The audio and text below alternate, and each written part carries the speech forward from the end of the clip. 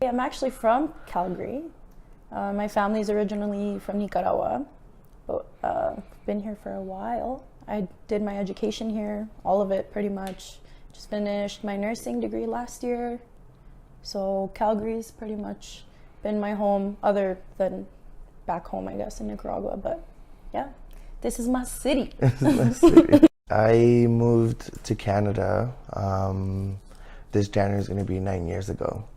I'm originally from the States, born and raised in Chicago, and then I moved to Peru because my mom was diagnosed with cancer. So pretty much the reason why we went to Peru is to leave me with grandma and my aunts, which are the ladies that raised me.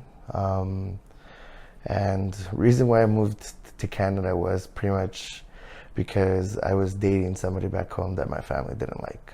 So they sent me to Canada to leave my love behind.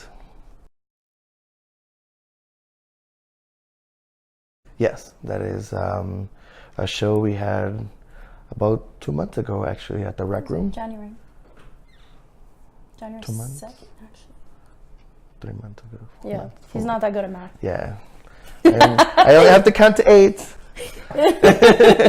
But yeah, it was at events that we got invited to perform, and we actually met the photographer backstage while we were getting ready, and I harassed him to send me pictures and get good video. Maybe we can use that video to promote our partnering, and yeah, it was a very good shot. I originally played soccer for like a very long time, all throughout high school, a bunch of other sports, and I ended up injuring myself. And I don't know, I had a friend who randomly messaged me and was like, hey, I'm dancing on this team, you should come check it out. Because I always loved dancing, but I never did it competitively or anything. So I was bored and kind of looking for something to do, I guess. So I just dropped into like a bachata class. And I had a lot of fun. Like, everyone was super friendly and I had a great time. So that's kind of how I got sucked into this, which I'm super grateful for. I've met like the most amazing people and learned so much about myself, and it's just kind of how it worked out. So for me, bachata is like my go-to because that's how I got pulled in. I love salsa too, but it's kind of slightly above for me, above salsa. I got into dancing through a friend. Well, I mean, into Latin dancing, I would say, because I danced back home, but into Latin dancing, I was introduced to it in Canada Day. A friend invited me to an event that they did back then in Chestermere. And yeah, my first ever salsa class where I actually like learned steps and patterns was in Canada Day. I would say about 5 years ago, 5, 6 years ago. And I initially started dancing salsa and performing salsa.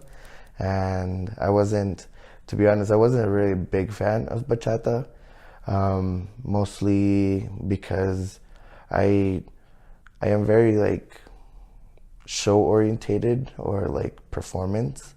Until I got into bachata, I had never seen a couple or a team where like it caught my eye. I'm like, oh wow, like I want to do that. I want to try that.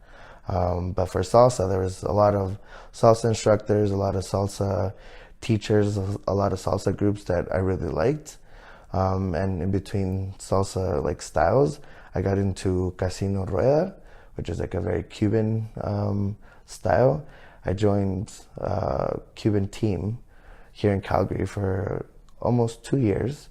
And then I learned the mambo or on two style.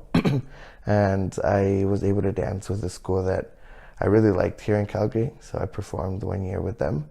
And then I found my love for bachata, and ever since it's been good. I met my dance partner. I have a dance team now, and bachata is my dance to go now.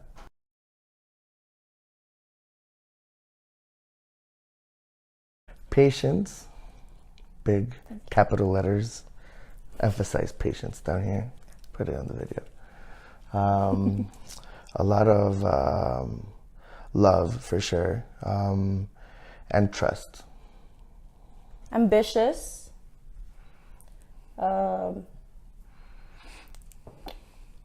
There's so many words, I don't know. Kind, very kind, and trust.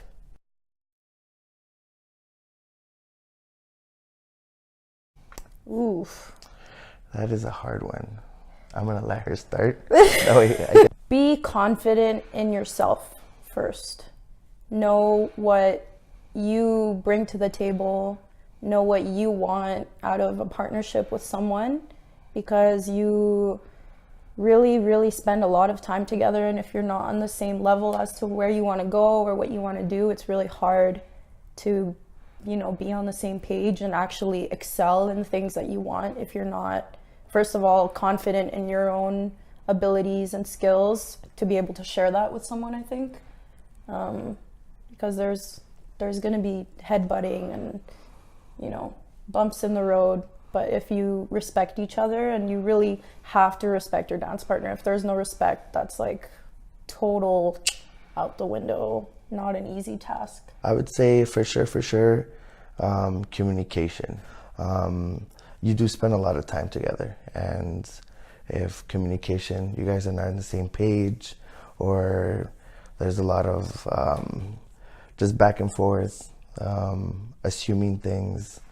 Set goals for sure. I think as a couple, you have to set goals and want the same goals. I think that's what works better for us, is that we set goals and we always try to accomplish them and try to go beyond them.